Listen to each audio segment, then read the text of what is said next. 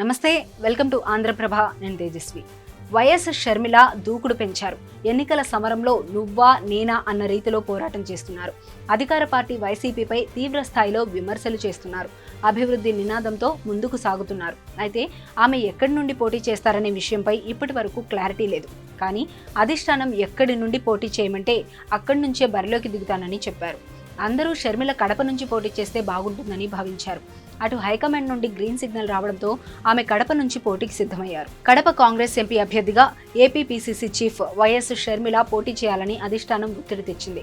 హస్తం పెద్దల కోరిక మేరకు ఆమె కడప ఎంపీగా పోటీ చేసే ఆలోచనలో ఉన్నట్లు తెలుస్తోంది. ఈ నెల 25న కాంగ్రెస్ అభ్యర్థుల తొలి జాబితా విడుదల చేయనున్నారు.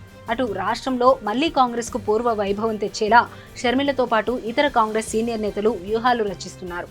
త్వరలోనే నేతలు పార్టీ శ్రేణులకు దిశానిర్దేశం చేయనున్నారు. పల్నాడు జిల్లా చిలకలూరిపేటలో టీడీపీ, బీజేపీ, జనసేన కూటమి ఆధ్వర్యంలో జరిగిన ప్రజాగలం సభపై షర్మిల ట్విట్టర్ వేదికగా తీవ్ర విమర్శలు గుప్పించారు. అటు చంద్రబాబును, ఇటు జగన్ను రెండు పంజరాల్లో పెట్టుకుని ఆడిస్తున్న రింగ్ మాస్టర్ బీజేపీ అంటూ మండిపడ్డారు.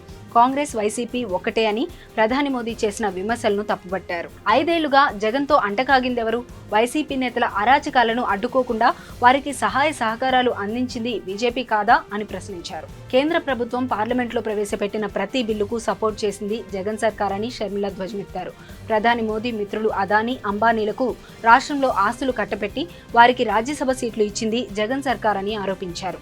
వారి స్నేహం విడదీయరాని బంధం అంటూ జగన్పై సెటైర్లు వేశారు.